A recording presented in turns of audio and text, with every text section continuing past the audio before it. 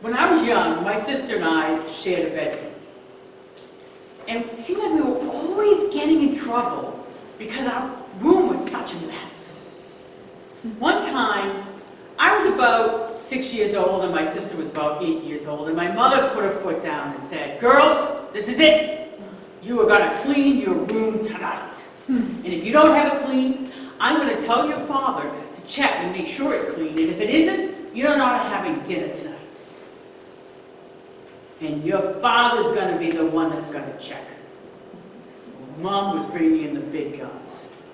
Because in my household, if a child was going to be punished, it was my father's hand that they felt on their body. So we took it seriously. So we knew we had to do a good job. So at first we were kind of dragging, and then we decided, we looked around and we were like, how do we make this fun? And we're looking at all the stuff. I mean, there was books, and there was 3-ring notebooks, and there was toys, and there was hairbrushes, and there was just all kinds of flotsam. And it was all drifting in a sea of clothes, clothes, clothes. And so we decided that river, I should say, it was a river of clothes. And we decided that river was the Colorado River.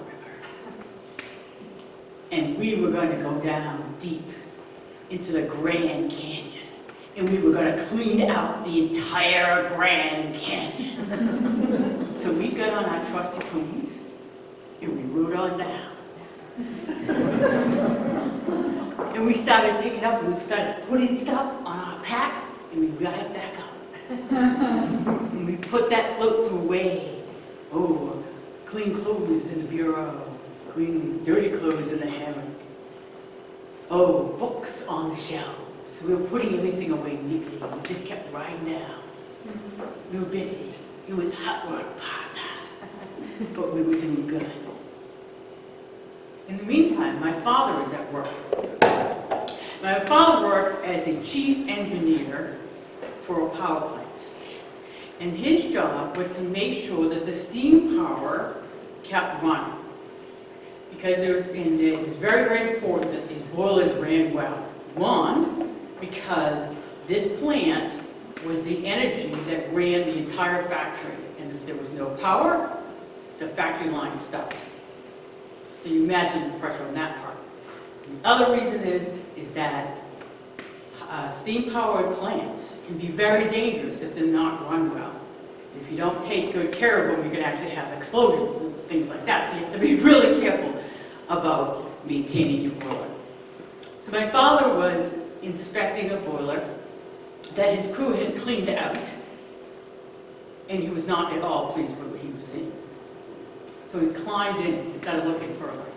Jesus Christ, look at this mess. How many goddamn times do I have to tell these jerks that this is important? People could die if we weren't careful. God damn it. Oh, shit.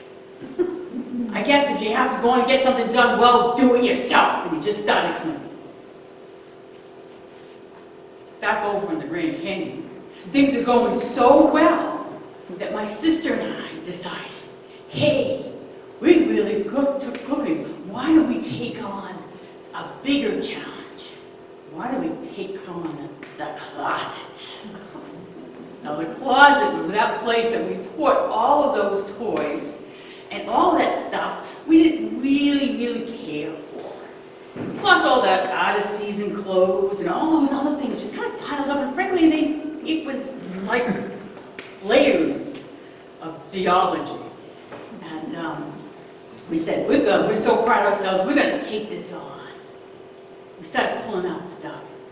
You know, dumb baby dolls that some great aunt thought was a good idea to give us. And I don't know that we had kerchiefs with these stupid little polka dots all over them. They were hideous, but somebody gave it to us so we couldn't get rid of it. And we just kept pulling these things out. Board games we were bored with. And we were just pulling all these things out, and we were spreading them all over. And we're pulling them out, and we decided the closet was the crevasse at the bottom of the Grand Canyon. So we're taking things out of the crevasse, and we're bringing them to the base of the Grand Canyon, and we're spreading things out so that we can do our whole boom trick again, right? So that's where we are. Back at my father's job, he looked at his watch. God damn it, I'm gonna be late for the management meeting. He dashes off and he takes off his jumper that he was wearing to protect his clothes. Oh, shit, I should have taken a shower. Christ, I don't have time. And he ran to the management meeting. The whole time at the management meeting, he could sense that people around him could smell him and were moving away from him. Oh, what a day. Then, finally, it's 5 o'clock. It's time for him to go home. 5 o'clock at that plant, the whistle would blow, steam driven, and the excess steam would be released that they no longer would need that shift. There would just be this huge cloud of steam. Coming out of that steam is my father. And he walks to his car, and he's going home, finally home.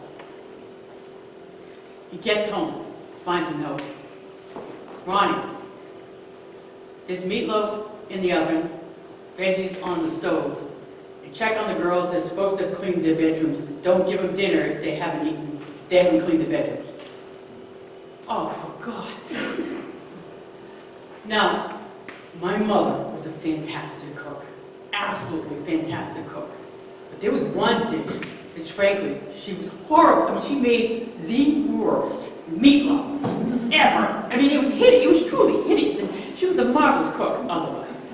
So my father went in and opened up the oven and looked, and oh God, the horror of it. Not only was it this horrible, greasy meatloaf, but she had artistically shaped it in the shape of a fish. With one baleful boiled egg eye looking at him. And he thought, maybe I'll check on the girls first. Gee, so you can imagine what kind of mood he was in as he opened the bedroom door. He opened the door up, and what does he see? 2 little girls sitting in the middle of their room, and it's a total mess. Clothes all over, toys, weird toys. He had not baby doll toys, all kinds of things all over the room. And he couldn't take it anymore. He had had such a horrible day, he just lost it. He was furious. God damn it, look at all these goddamn toys. You kids were supposed to have cleaned your room.